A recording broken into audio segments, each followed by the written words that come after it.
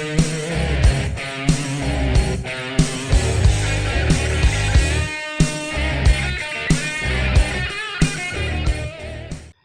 right, welcome to Dicejunkies. This is Blood X, and I'm joined today with Hugh, and we have a very special guest today, Mr. Alan Dean Foster.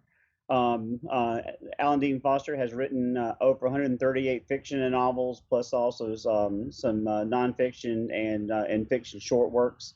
Um, the reason we reached out to you is because of your work on the series for Star Wars, Star Trek, the Alien franchise. So you definitely qualify for our geek culture niche, which is kind of what we're known for. So thank you very much for joining us today. We appreciate your time, Mr. Foster. Pleasure to be here, guys.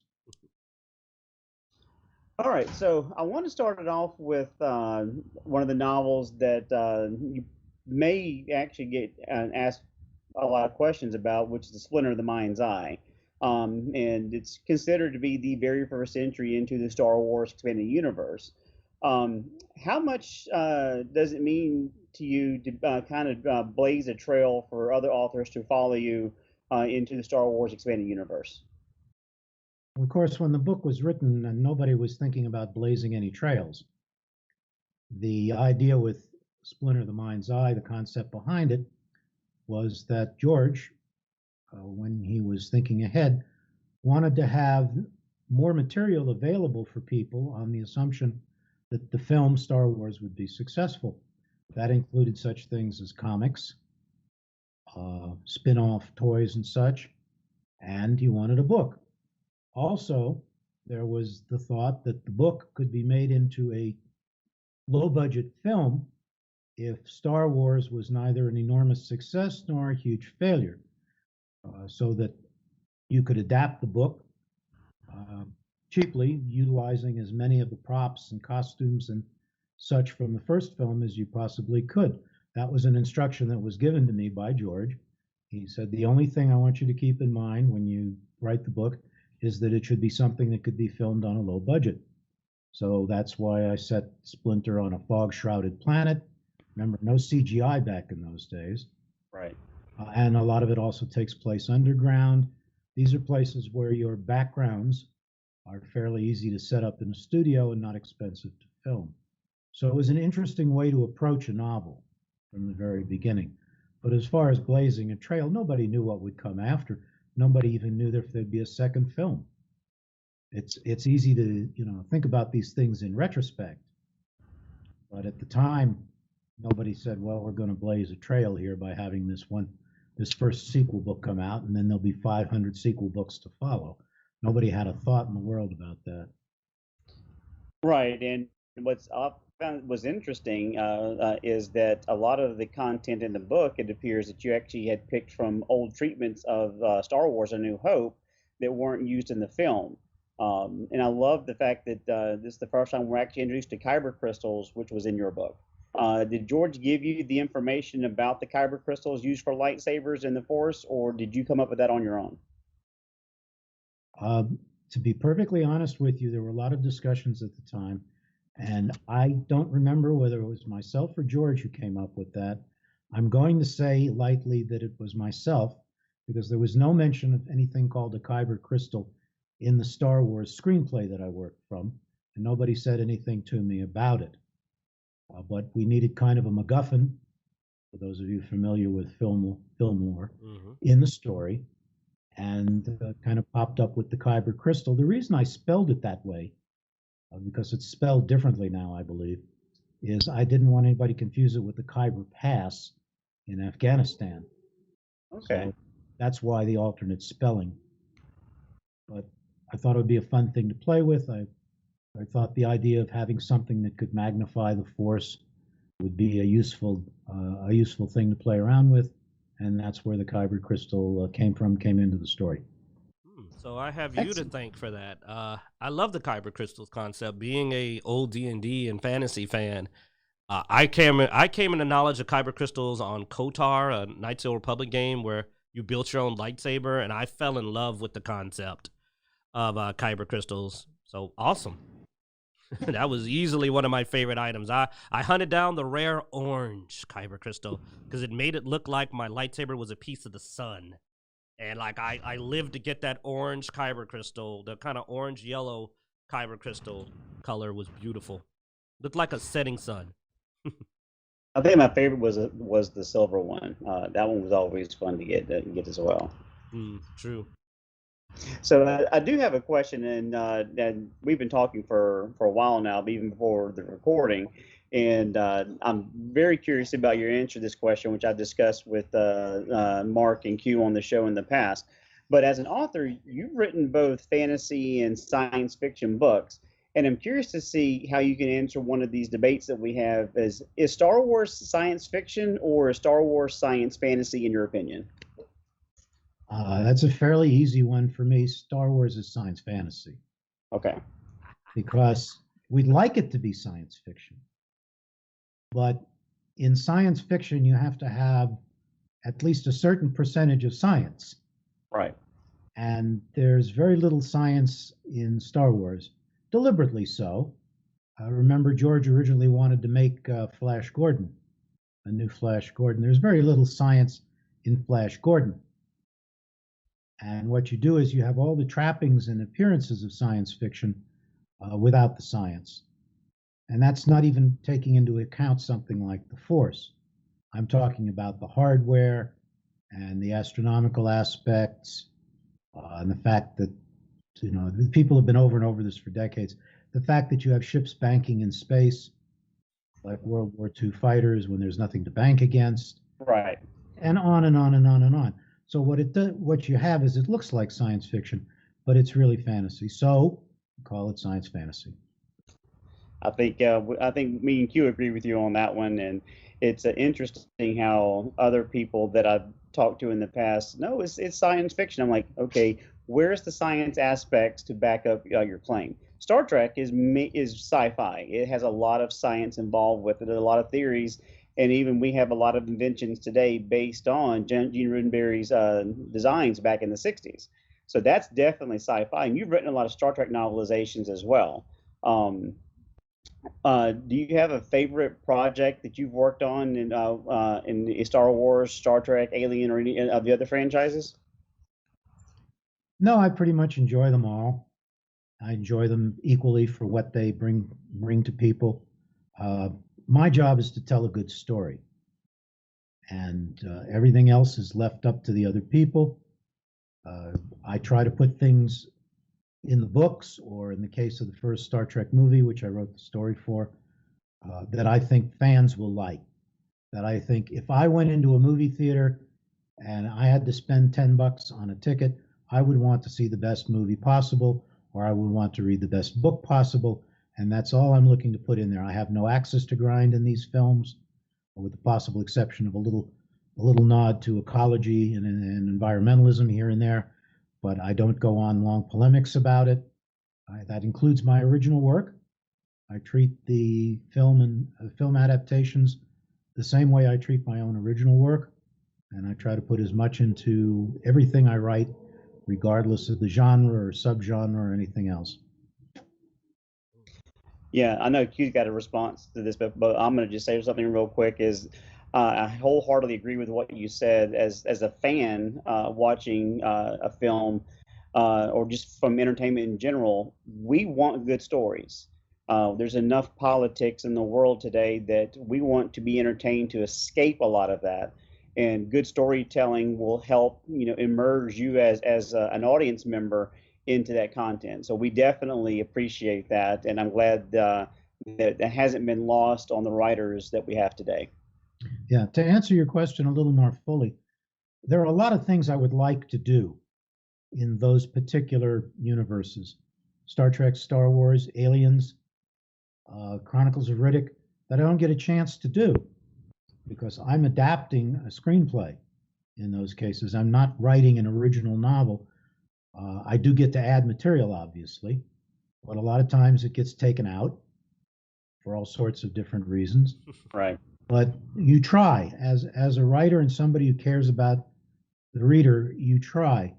When I wrote Alien Origins, which was a prequel to Alien Covenant, original novel that's a prequel to Alien Covenant, that was originally supposed to be a sequel to Alien Covenant. Then they decided, no, we want a prequel. You can't use the aliens in it, but we'd like to have a prequel. And of course, how am I supposed to write an alien book with no aliens in it? So if you read Alien Origins, that's why it came out that way. But originally, when it was to be a sequel, I did what every fan wanted to see, which is what happens to Michael and that scientist that he takes off with in the period between Alien 3 and or Alien Resurrection and Alien Covenant. And I had a whole outline for that, and I thought it was really good, and I still think it's really good, but it ain't ever going to happen because I don't have that kind of pull at Disney Fox. Right. But And that's one of the things. And I've been curious about what's going to happen with the Alien franchise. I think Stephen DeKnight had written a treatment to basically get rid of Alien 3 and actually go down his own path with Ripley and Newt and possibly even Michael Biehn playing his role as Hudson, which, as a fan of the Alien franchise and anyone that knows me, I love Star Wars. That's my passion. But my favorite movie of all time is Aliens. I've seen it probably 500 times or so. So I'm always been fascinated by the Alien franchise. Actually, I'm reading a book right now, The Making of Aliens, by J.W. Rensler, which I thought was fascinating, getting some behind the scenes information on that. But I'm curious what Disney Fox is going to be doing with the Alien franchise because we don't have it on Disney Plus. So it'd be nice to have access to that film catalog, but also the franchise going forward as have an investment into it. So I'd love to see what's going to happen with that going forward. I will say the blasphemy. Unfortunately, as I have painfully learned over the last few years, the dreaded word reboot is the most likely fate of Aliens. Though a reboot could work out okay if they were to call up a certain author that we may be talking to, get some help, just to put it out there, like, Mr. Foster could probably help you with that reboot, people. But I would love to actually see them. I felt that I really wanted to continue the story, like you said, at the end of Aliens. To me, that's where the story should have went from. And when they just started off with, yeah, these people are dead, and she's dead at the end of this too, I was like, because it didn't even feel like a final conclusion. Because to me, I was looking at it going like, this isn't really a conclusion because it didn't resolve, it ended Ripley's story, but it didn't resolve the xenomorph problem at all. Or greater strategy, or the fact that they were still trying to collect xenomorphs. So I'm like, well, you killed your hero, but as much as I like to believe it's Ripley's story, it's also about the xenomorphs, and they didn't handle that at all. So I would like to see them continue Ripley's story and also continue the xenomorph story to some form of conclusion. So I agree with you. I'd love to see it take up from there. And Covenant. Go ahead. We'll see what happens. One of the problems from the get-go is that you have the Alien franchise being owned by Disney. And this in some ways is, you've got people coming from different directions at this story. It's hard for people, even though they have different divisions and stuff, to wrap their heads around, the House of Mouse dealing with xenomorphs, which actually leads to something interesting, but it wouldn't be a TV show. So we'll see. It's basically, I think, at this point in Ridley Scott's hands. And Ridley is no spring chicken anymore. And every year that goes by, I have to think, although I've never met Ridley, I have to think that he is less and less interested in continuing something that he started in half a century ago, and perhaps more and more interest in doing something new and different. And we'll see. There are lots of ways to continue it, and as you say, reboot it, Clint, Mark. But these things are difficult because when you have an established franchise that makes money, then suddenly everybody behind it gets really twitchy about what the next thing should be. And Disney, of all companies, should know this. If you mess it up, no matter how you try, you may not get back what you originally had. So we'll see what happens. I don't think I'm likely to be asked. I don't go. I don't go to parties, and I'm not nice to people that I don't want to be nice to. And I live in Central Arizona, and not in that little area called Planet Hollywood, which is bounded by Ventura Boulevard in the north and Santa Monica Boulevard in the south and Beverly Boulevard in the east and the Pacific Ocean in the west. That's a separate world. It has different rules. I think people breathe different things, uh, and it's just not part of my immediate universe. Would I be interested in doing something like that? Sure, but I think the chances are about as likely as having a permanent settlement in the Middle East sometime next week. Yeah, Uh, yeah. The way they're on Covenant another ended. level there, man. You're right that but see that's why you're the right person for the job because and we don't talk about a lot of stuff, but I will say that it just seems that a lot of the mentality is different within the Hollywood environment. And I get it. It's where you are, what is it? Nurture versus nature. It's Yeah. like but because of that, they've fallen out of sync with us. They've fallen out of sync with the fans. And because they've fallen out of sync with the fans, they tend to make things that they think people want to watch versus what people actually want to watch. So that's why I will rampantly say that you are the type of people they need to get in there to do this because if nothing's been proven recently, not many people that are deep in the Hollywood culture seem to know how to reach out to the common viewer anymore. And it's not a problem because that's why you have people out there that you hire. That's why you go outside of that to get something we want to watch. I mean, go ahead. If you want to get a little bit of a taste of Hollywood culture, there's a great comedian, Jim Jeffries, Oh, I love Jim Jeffries. Australian Well, comedian. He does a bit about when he was invited. He was invited when he was contracted to provide the entertainment at a private Hollywood party, and DiCaprio's there and Pacino's there, and it's hysterically funny because if you know anything that that subculture, you'll laugh yourself silly about how real it is. It's very funny. It's on YouTube. I recommend people go watch this. In fact, I recommend people watch Jim Jeffries anyway. His language is slightly coarser than what I use in my books, but that doesn't in any way detract from the humor. In fact, probably adds to it. The other thing I want to say is in relation to what we were just talking about, and I say this pretty much in every time I get the chance, is that a lot of people in the motion picture business know that they can't set the lights, they can't operate the camera, they can't sew the costumes or do the CGI or produce or act, but everybody thinks they can write.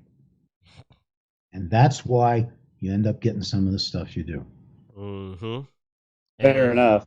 Yeah, one of the things that I always appreciate as a fan is someone who actually knows the lore and the background.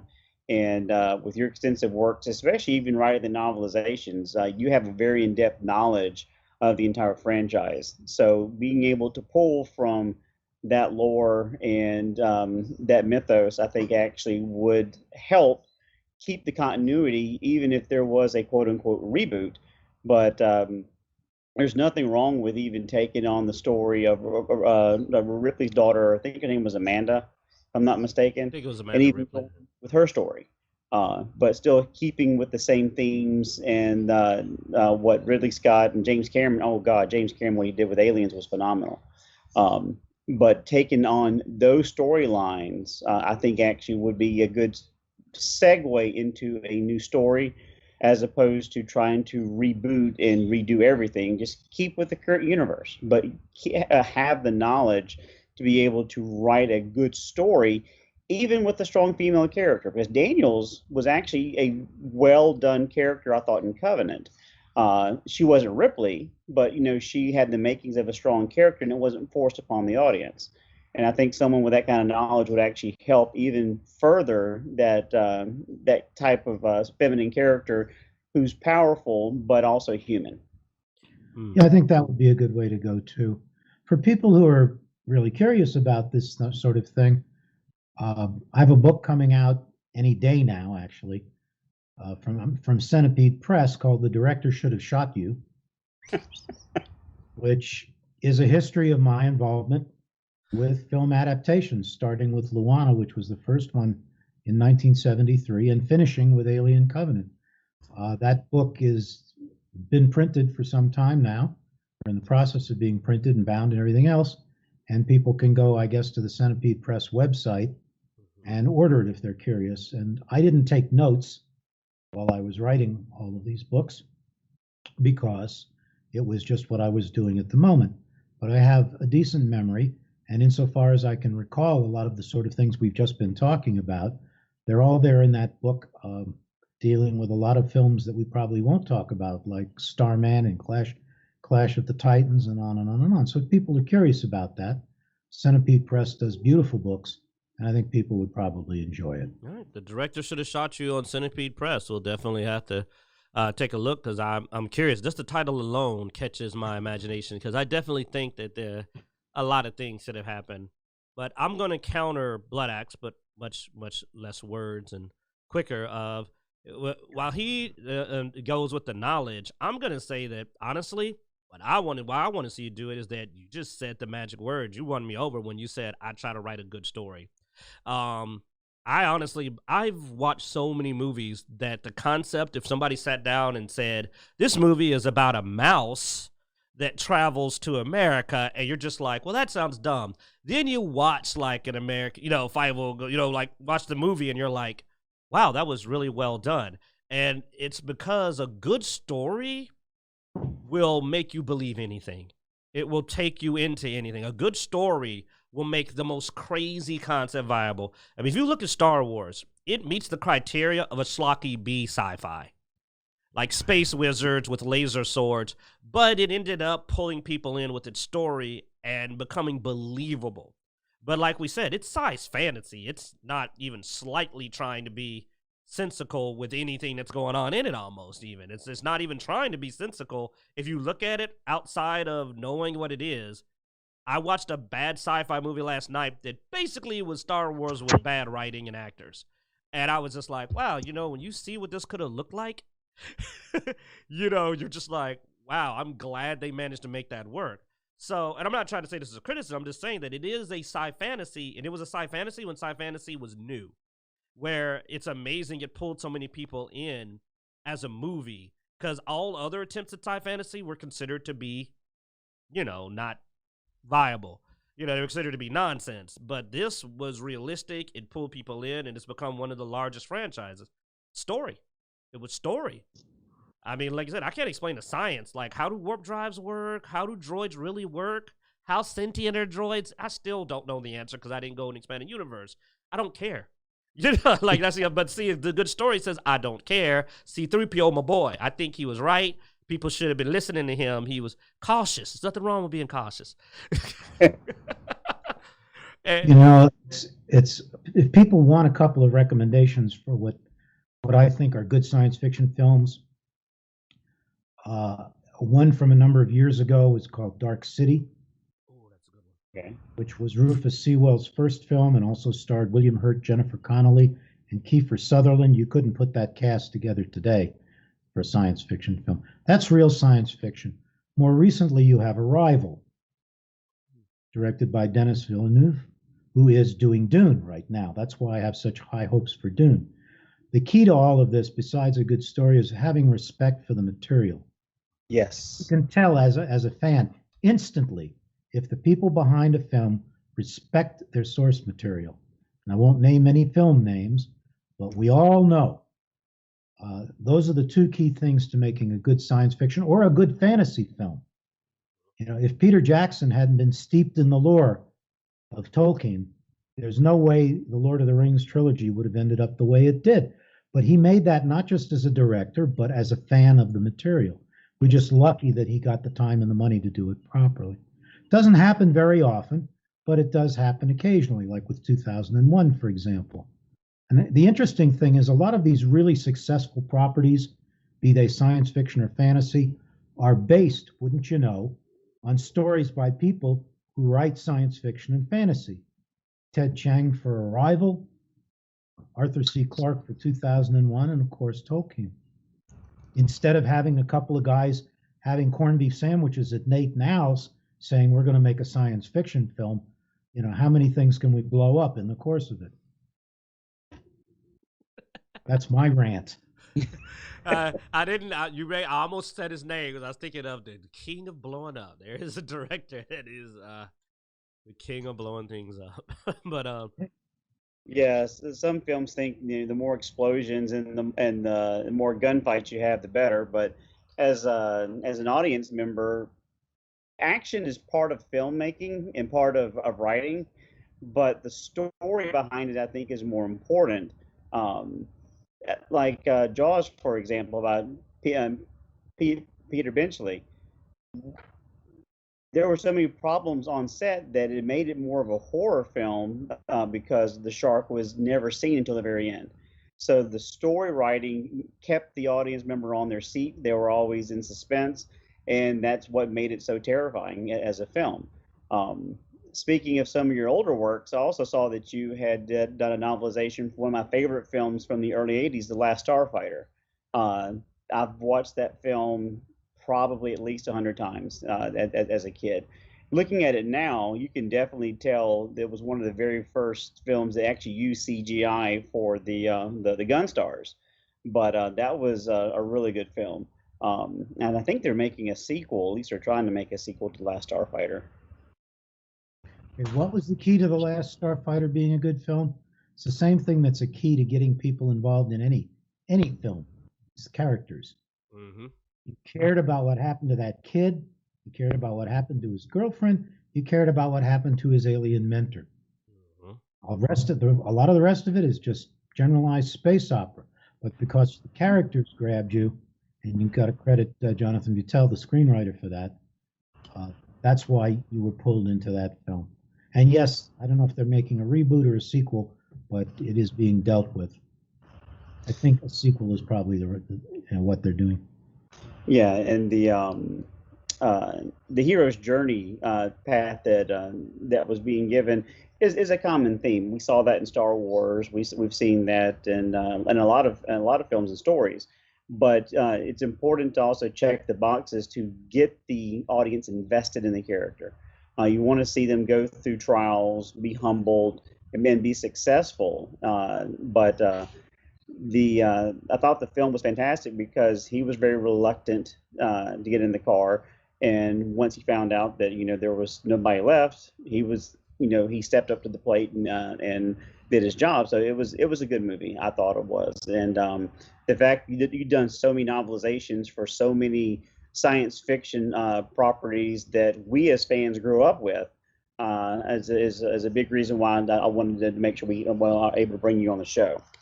Um, this topic, I know we have to dance around a little bit, but I do want to bring this to our audience. And just a short summary for those that aren't intimately familiar with it. When Disney purchased Lucasfilm in 2012, they apparently decided that they didn't purchase the contract, so to speak. So royalties weren't being paid for a lot of the published works from authors from the expanded universe. And same thing with 20th Century Fox acquisition 2019. I know that recently this has all been settled with Disney, and I know that there are certain things you can and can't talk about, but I am kind of curious what you can elaborate regarding this issue that you wanted to keep quiet, but had to go public in order to get something resolved. So what can you share with the audience regarding this? Well, first of all, it has been resolved to both parties' mutual satisfaction. What originally happened, apparently, was with these two giant acquisitions by Disney, things tend to fall through the cracks. This happens with any large corporate merger or acquisition. The problem was that it stayed in the cracks, and there was no way that my agent, Virginia Kid Agency, could get anyone at Disney to go into the cracks. We're really stretching this analogy, but what the hell? Go into the cracks and dig out the tiny fragment of change that I was owed. And it then came down to someone from Disney. And please keep in mind, we're talking about bean counters way, way, way down the corporate ladder, kind of the accounting department version of the Mines of Moria. I'm talking so, I mean, They dig way too down deep. there, just decided that it could be ignored. And we weren't going to stand for that. So we brought in the grievance committee from the Science Fiction Writers of America, which is a very proactive organization where writers' rights are concerned. And lo and behold, they couldn't shake anything loose either. The apparent idea from whoever they were talking to at Disney was that, well, yes, we acquired the properties owned by 20th Century Fox and Lucasfilm, but we didn't acquire all of the obligations. And this immediately roused people who otherwise wouldn't have been interested in the entire matter, because it suddenly becomes a point of law as to what's in a contract and what's not in a contract. And if it's in the contract, you have the right to go into those cracks and dig out the little bit of royalty money you're owed. We tried and tried over a considerable period of time to get someone to get back to us to acknowledge that fact. Never happened. And that was when it was decided by all hands to go public with the issue, at which point there was a certain amount of global outrage. And the people we had been talking to at Disney were replaced by someone a little higher up on the accounting ladder. And not to go on and on about it, because we could, Yeah. satisfaction was obtained, in the course of which it was discovered that I was not the only creative person in that particular accounting boat, and that there were other writers, other creators, who were also due back royalties as a result of the acquisition of Fox and Lucasfilm by Disney, some of whom have also been paid and had their complaints dealt with and satisfied. And at this point, it's an over and done deal for me and for these other people, but there are still people coming forth who feel that they need attention paid to them as well. And the important thing to come out of this really was not the total amount of money, which is pocket change from the couches in the executive lounge at Disney headquarters in Burbank, but the important thing is that there's a principle at stake here, which hopefully has been nailed down a little bit more clearly, not just for Disney, but for any other company in a similar situation. It's important to have precedent in these matters. And when you have precedent, then hopefully other people don't have to go through the same thing that you went through, because they can point to the precedent and say, well, look, this is how it works. And if Disney can accommodate it, then, Joe Skunk's production in Lower Bathurst, England, should comply as well. As a business major, I'm so glad that got cleared up, because I already saw the massive amount of shenanigans if a precedent was set that you did not acquire the obligations. Because then companies could literally just juggle back and forth and never pay anyone. Like, it could be, I sell this to you, you sell it back to me, and now I don't have to pay any of these people. I mean, it was a massive legal issue. And that's why I flipped out, and I'm one of the outraged. I was amongst the outraged, because I looked at this and said, oh God, no, this will be like the worst. I mean, at this point, it would mean that all non-large businesses, all writers who weren't world famous, and had huge companies behind them, would no longer have any way to ensure they'd be paid. It could have been just devastating for the business. I'm no socialist, but there are certain aspects of uncontrolled capitalism that need to be addressed. I mean, every time, while I was going through all this, in my mind, I was thinking of things like the people who used to work for Kmart for, say, 20 years, and suddenly Kmart gets bought by a big hedge fund. And all the hedge fund is interested in a lot of these cases, is the real estate and the property, the real property that they can sell off, make a quick profit, and dissolve everything else. And that means nobody gets their pension paid. And that's what really ticks me off about some of these giant mergers, is there are people on the lower end, real people whose lives are completely disrupted, and they have nowhere to go for recourse, because it's all perfectly legal to do this sort of thing. I mean, you buy an abandoned amusement park in New Jersey, shall we say? You buy an amusement park in New Jersey, shall we say? And you close down the amusement park. Everybody gets fired. Nobody gets their pension because all of that property is rolled over into a new company that's going to build a warehouse facility there. And those people are just lost. There's got to be a way to address that properly so that people can go to work in the knowledge that if their company gets bought out or rolled into a larger company, they don't lose everything they've worked for. If That's you were working to hardly my retire, that area would of be horrible. expertise, but No, you're right. I mean, imagine if you were working toward retirement and that happened right before you were going to retire. Like I'm 2 years away from retirement. My company gets sold and they terminate everyone, which happens all the time. I've literally been at companies that got bought out, and I usually head for the hills before the merger happens. And I've had people like coworkers with me go, "Oh, they're not going to terminate. They said they're not going to fire anybody. It's not fire anybody." I'm like, "Okay, I'm going to an interview. You might want to no." And then when I get over there, it's like, "Hey, man, they fired everybody," and I'm like, "Yes, they do that. Like they come in, they wipe the staff half the time. They keep a handful of people." They have a preference for the people they keep, but we're not going to get into that either. But I definitely didn't feel I was one of the people that was probably going to get to stay. So I usually moved on. And let's just say all the people that I told should look for a job were the people that got let off. So I was like, and I mean, that always used to horrify me because, like, my mom is working toward retirement.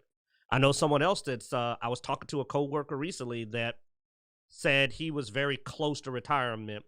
And I mean, but we had budget cuts at where we work. Luckily, it didn't affect us. But I thought about it and said, man, imagine if those budget cuts had caused his position to be removed before he could retire. And I feel like that's a tragedy when that happens. there's a very fine book. I can't remember the name of it. I can't remember the author. I'm sorry. I read it several years ago. But it deals with the closing and proposed reopening of a GM plant in Michigan. The gal who wrote it interviewed people in this town where there's essentially a one business town, the GM plant, over a period of years while all of these shenanigans were going on. And I'm sorry I can't remember the name of it, but people could find it. It's a real in-depth look at what happens to regular folks' lives when this sort of thing goes on and back and forth. Going to reopen the plant, not going to reopen the plant. The local community gave all kinds of tax breaks to GM because I'm pretty sure it was GM. They're going to reopen the plant. Plant never reopened, and it goes on and on and on. I don't know what the solution to this sort of thing is, but there has to be a way to, protect people. Mm-hmm. And that has nothing to do with fantasy and science fiction, but it's an interesting subject. I was hoping that it gets fixed, maybe fantasy. But yeah, we got a little side note. But I'm glad to hear that everything got resolved. I'm still going to maintain my stance that I understand that it was the bean counters, but I'm still mad. I'll be mad for a while just because I believe that that when it comes to something so simple as, because they were collecting the money, they were still getting money from the sales. So I'm like, when I get my paycheck every month, I look and I go, here's the money for that. Here, I divvy out the money that goes to the people that's owed. Like, boom, here's rent. Here's, for this, here's for that. And when they got in this money, the first thing that Bean Counter should have did is said, oh, we're getting money from this book. We didn't write this, so I'm pretty sure we owe somebody. Like, to me, I don't believe that, at least after y'all brought it up, I don't believe that no one couldn't have found out. I think somebody could have looked and said, yeah, we're not paying anybody. We definitely owe someone. If $100 appeared in a letter on my doorstep tomorrow, I would immediately track down. I would not just go spend it. I would be like, where'd this come from? What is this about? You don't just take the money and just go, mine. So, but then that's me. And yes, I know it's a huge company, but at the same time, they're also so big that I feel like somebody came to me and said you owed me 1-2% of this. The amount of money was a point, like you said, to them that they could have paid you even if they weren't sure, just to keep good press. I'm also, I've done a lot of marketing training. When I went to college, I did a lot of marketing training, and having a good reputation is a very good idea. I don't know why that's fallen out of current business, that people don't care what their reputation is anymore.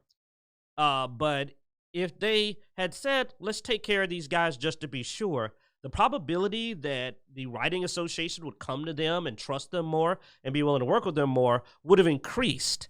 So, and then of course the fans, like your fans and the other fans, would have immediately had a better impression of Disney. It wasn't worth it for amount of money that they probably literally weren't aware existed. They probably weren't even, they were so busy dealing with the big Star Wars, they probably weren't thinking about the novels. Let's just be real. They probably forgot the novels even. There's probably, y'all are under other. The novels are under other, under the profit there. There's not a description. It's just, oh, parks, movies, products, and then it's other. They could have paid y'all and not cared and just went, here, what do we owe you? Here, tell people we're nice. You know, so tell people we're nice and thank Disney. And then that's all they had to do. And it's what I would have done. I think one possible solution, one way to prevent this sort of thing from happening, is for every company of size to have an independent ombudsman office where someone can go directly, bypassing a lot of those lower levels, and say, look, good problem here. Don't want to go public about it. Can you get back to it? Check it out. Get back to us in a week or two. And a lot of problems would be resolved before they became problems. And that's to the company's benefit as much as anybody else's benefit. I'm sure some companies have that sort of an office, but a lot of them don't. So that's my idea for the day, I guess. That's good. It could be like the way Walmart does it. Walmart's refund department, I found out how it worked because I one time watched a woman bring back half of a birthday cake and get a refund. He remembers the story. She brought half the cake in because the kids didn't like the cake, and she claimed so they only ate half of it. And the lady refunded it. When I got up to the desk, I just said, why did y'all do that? And they said, we have a budget. She said, we have a set amount of budget to just make problems go away for public, to keep our reputation. And the funny thing is, I worked for a business and I had that same budget. They gave me a budget and they said, you keep it under this amount a month, we don't care what you do with it. So there'd be somebody, this thing took my money here. You know, don't even question it here. It's under the budget. Here you go. Disney should have the same thing where they go, this person's come with us. Let's at least check it up to make sure that it's not somebody off the street just trying to get some money. No, this guy's wrote books. We can wiki him. We can wiki Mr. Foster. He wrote this book. His name's right there. Pay him. It's in our budget. We got $10 million. He's asking for a very reasonable amount. Pay him. Boom. And then we write it off as our public relations. Don't think we're evil budget. They need a don't think we're evil budget, and then just use that to pay people. Also a good solution. Mr. Axe, did you have some more questions? Well, actually, I thought it's a little bit off different subject, but one of the things I thought was interesting, and I don't know if it was a ploy to cover up the royalty issue, but when it was mentioned in an interview with a certain person in Lucasfilm who will remain nameless, said that there's no material to pull from, and we're trying to do Star Wars as we go along, which every single Star Wars fan slapped themselves in the face, go, we have all this EU material, and you're saying you have nothing to pull from. There's no written documents that actually give you more Star Wars content. So we're trying to figure out as we go along, which is complete bullshit in my opinion, because there's a whole plethora of material that fans have really just gravitated to. I mean, look at the sales. If you look at the sales of the EU books versus some of the newer content that's come out, it's even the older material outsells it. So that's what people are interested in. And for them not to consider using that content raises a question: do they not want to pay the creator for those characters, for those storylines? Or are you saying that so you can steal it and then put it into a movie and not compensate the original creator of the material? That's where some of the issues that I have as a media member come into play, because if you're stealing someone's material, they need to be compensated. And that's my opinion on that. That's one of the things I wanted to go down before we kind of switch gears here in a second, but I'm going to wait for your response before I go on to my next question. Depends how your contract is structured. If you do a work for hire and you sign a contract that says the company that's paying you is buying all rights throughout the universe forever to whatever you write under that contract, then there's no way you can come back and say, well, you used my character from this book and you didn't pay me or credit me or anything else. It's a contract. Cuts both ways. I have to get paid because it was in my contract that I get paid royalties on those books. If it was in my contract that I got no royalties, then I have nothing to complain about. I'll give you a personal example. Disney made a little film in which they set part of it on a planet called Mimban. Mm-hmm. That's from Splinter the Mind's Eye. That's the name of the planet. I never said anything about that because I had no rights to that. I'm flattered that they used it. That's very nice. But I have no legal complaint or legitimate complaint whatsoever. Both my agent and myself read that contract and signed it. If you don't like that arrangement, you don't take the job. As far as them, using material from the expanded universe books, I don't know how any of those contracts are structured. If the contract says, if you do this work, you write this original book about Chewbacca's third uncle, we own all the rights, then that's what you're signing, and you have to live with that and be happy with that. Otherwise, if you don't like it, you can try to change the contract, which I've been down that road as well with these sorts of projects, or you don't do the job. It's not complicated.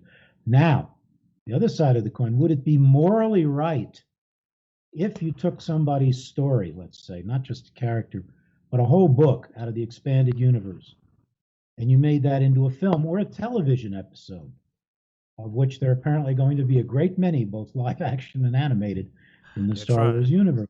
Would you be morally obligated to at least credit that person and perhaps give them an honorarium, we'll call it, something that doesn't relate to the actual contract at all? I could give specific examples again from Disney. A good one would be DuckTales. And every fan who knows the Duck comics is familiar with this. Most of what's in DuckTales, with the exception of some new added characters, are based on the comics originally of Carl Barks and later of Don Rosa. If they get credited, I didn't see Barks credited in the first seasons of DuckTales at all. And Barks signed the contract. He's working with, Disney copyrighted characters his whole life. Probably not entitled to credit or money or anything else. Would it have been morally and ethically a good thing to have, say, based on characters created by Carl Barks and or Don Rosa? Yes. Would it have been the right thing to do to give them a little piece of change out of that vast well of money that Disney got from selling DuckTales? Sure, but legally they're not obligated. So it's an argument that people can have down there. And it's not just Disney. Every company does this sort of thing. I have made purchases. I'll be quick. I have bought products. I have books in my house and comic books that I never read. I have bought a ticket to a movie I've never seen. This is solely because of reputation. I will support something if I am a supporter of the business and the practices. I just have to say I'm firmly in the stance of, man, it's not worth it to not do that simple right thing, because ultimately you never know when there'll be a day when you have to depend on the fans to keep you afloat. And your product isn't up to par, but you just need it. I mean, I went to see the Sonic movie. I took both my boys. I did it because they listened to the fans. I'm not a fan of Sonic. I never owned a Sega. But I went to the movie, took the boys to the movie. They enjoyed it. I did that, 3 tickets, based solely on the fact that I said, I am a video game fan, and I don't dislike Sonic, but I was a Mario Brothers guy, grew up with Nintendo. But I was like, I'm going to support this movie because they're trying, because I can. And I think Kickstarter has proven that, and other sites like that have proven that. I went and supported a book that's coming out, and all my friend walked in and said, hey, the guy that wrote this book we like, he's writing another one, and, he's got a Kickstarter. we all went. We immediately, and then we went and we upgraded to the higher package. We kept going up. It's like, I'm gonna do 10. Now I'm gonna do 50, do 30, and now I'm at 50. Like I just kept going up the tier because support. It's worth it. It doesn't, like you said, I agree with you that from a moral standpoint, but even from a business, I mean, we tested this out with a faux company doing a project, and you can get, I mean, look at Apple, reputation. It's amazing what you can do if you can sell yourself a good reputation and get a loyal group. I mean, Apple can literally say, we're not going to put a jack for headphones on the phone because we don't feel like it. Still highest selling phone because they can do that because Apple people are Apple people. They're in. They're like, okay, they must know what they're doing. We trust them. That's what you can do when you have a reputation, but nobody trusts Disney. Did Disney tell you something, you're going to immediately go, let me go check that. Or I'm sorry, I shouldn't say them in particular. Large corporations that have not fostered a trustworthy reputation, you don't immediately believe what they say. They don't have your trust. You doubt them. You double check them. When a movie comes out from these big companies, I'm sorry, go ahead. No, you were going to be quick. Remember, I just wanted to remind you. Yeah, I'm done. He's fine. No, I was this, going to mention that Mimbom was in Solo Star Wars story, but they almost named Jedha from Rogue One Mimbon, which I thought was interesting. But they've given a couple of nods to the Splinter of the Mind's Eye in recent Star Wars films, which is a good nod to your works. But it would be even better to give you credit for those in those films as well. Wouldn't hurt somewhere between the caterer and the dog handler. You throw a little bone to the writer in there in the end credits, about Right. 5 minutes through the endless crawl. That would be nice. It's always appreciated. But it's wonderful to see what people dump on the development of social media and stuff. You get a chance, like Mark was saying, to support that which you believe in and that which you enjoy. My favorite band is a Finnish metal band, symphonic metal band called Nightwish. The fact that they're not in the Rock and Roll Hall of Fame means I have no respect for the Rock and Roll Hall of Fame, but that's a whole other issue. The lead singer has her own solo career. She's a wonderful gal named Floor Jansen, and she has her own channel, her own Twitter feed, her own this and that. You can support her directly, just like you can lots of other celebrities and non-celebrities, because you enjoy their work by contributing money. And people have suggested to me, particularly while the whole imbroglio with Disney was going on, well, you should start a Kickstarter fund or something to, bring in money for yourself, or do a weekly broadcast where people can fund you. And I said, well, I just don't want to do that. I don't have the time for one thing, but if I did, it's like, if you want to support me, go buy my books. Speaking of support, we had already discussed earlier that you have a new book coming out. The Director Should Have Shot You, which will be with Centipede Press. Do you have any other new works that you have working on that you can discuss so we can kind of give the audience a taste of what's to come? There's a new Commonwealth novel. I have a very long-running series called The Universe of the Commonwealth, called Secretions, which is based on a world where the ecology is entirely based on slime. Doesn't have a publication date yet. I have another book called Prodigals, another original science fiction novel. My most recent one, which is out from Wordfire Press, is Madrenga, which is fantasy. And I'm working on my fifth symphony because about a year ago, I had a little extra time due to the pandemic, and I'd always wanted to try my hand at writing orchestral music. Nice. I've listened to orchestral music all my life. My two favorite kinds of music are orchestral and heavy metal, which makes it hard to hold a conversation sometimes with people about music. Oh, I like them both. I like them Cool. both. Cool. I like the same thing. Trans-Siberian Orchestra. So I started French horn in high school, so yeah, no, I'm intimately familiar with orchestra. So I started writing orchestral music. I'm working on my fifth symphony, and there's a number of other shorter pieces. And I wrote a short symphonic poem called To Accompany the Fantasy Novel, Madrenga, which I thought, that would be a fun thing to do. So I like trying different things. I had several trips. I'm supposed to be in Zambia and Malawi right now, but the pandemic kind of put the kibosh on that for a little while. Right. Yeah, it's been like that. Well, all right. So you have an orchestra. Where can we hear the orchestra? I actually would like to hear that. Well, the music you can't, because YouTube will not let you post just a piece of music. It has to be accompanied by some kind of video. And then and I know about Spotify and lots of other things. You have to go through all kinds of little steps, which I simply don't have the time to mess with. But if you go to my Facebook fan page, there's a Facebook fan page maintained by Open Road Media, which is another one of my publishers, which, to add to what you all were asking a minute ago, is going to put out the first ebook editions of, I don't know, 9 of my books that haven't been out in ebook editions yet. I did a little orchestral suite, in which each of the 6 movements is an impression, not a portrait, but an impression of each member of the Nightwish band. I don't think they're even aware of it, but what I had to do was get a picture of each one of them and set that as video so that I could add a musical soundtrack to it, and that can appear on YouTube or in other places online. So it's there on the Facebook page if somebody wants to just get a taste of it. I think my music is better now, but I don't know. Maybe one day there'll be an orchestral performance of some of it, but there's no other way. I'll put a link.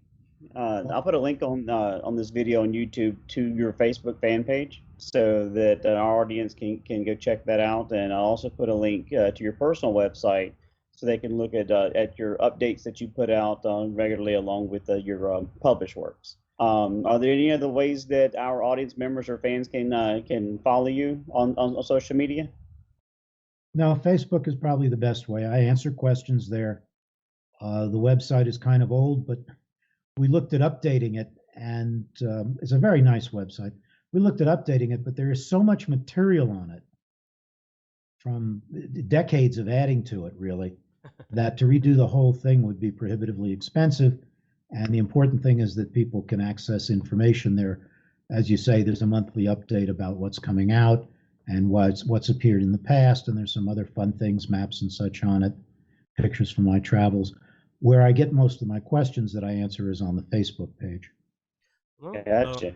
Well, now that you've mentioned it, you may actually get contacted soon, to keep an eye out. A lot of fans love doing that.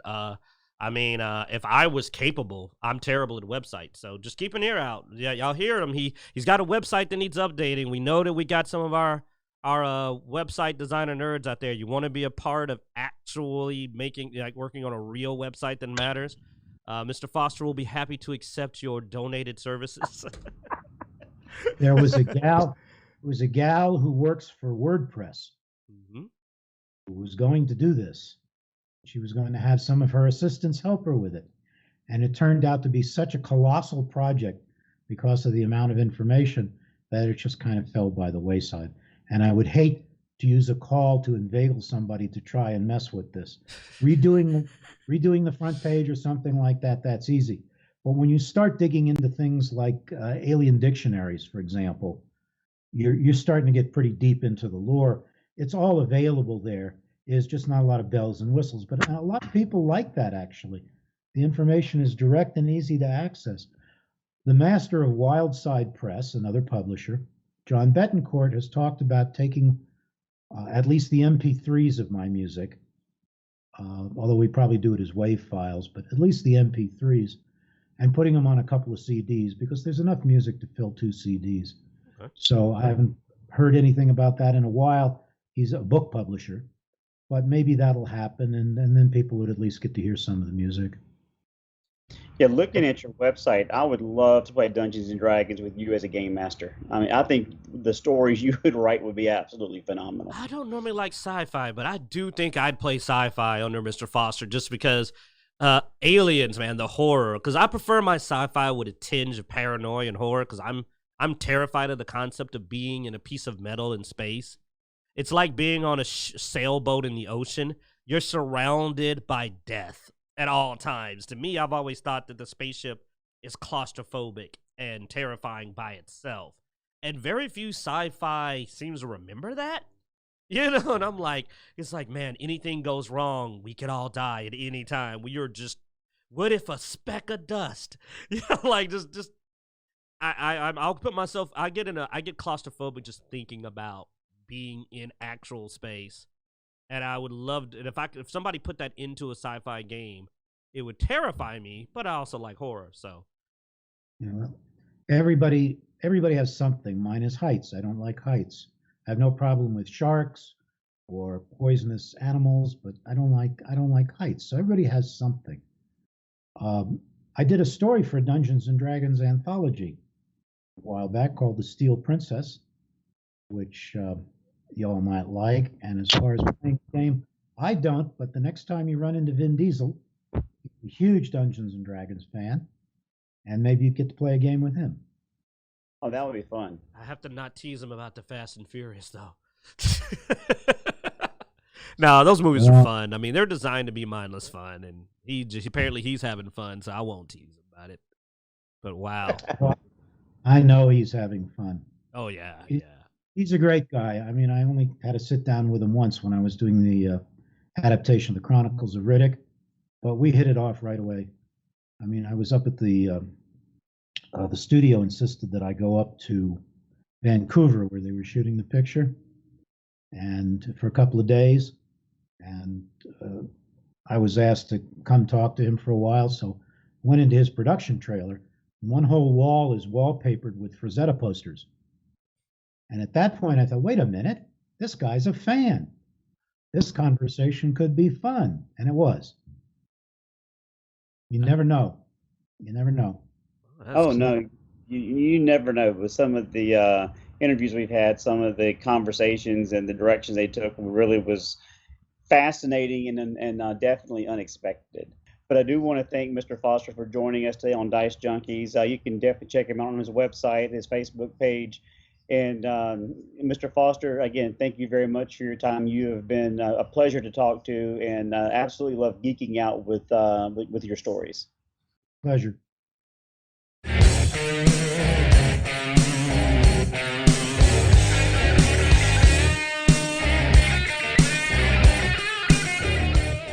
I don't normally like sci-fi, but when I do get into sci-fi, I like it dark. You know, that's the way I like it.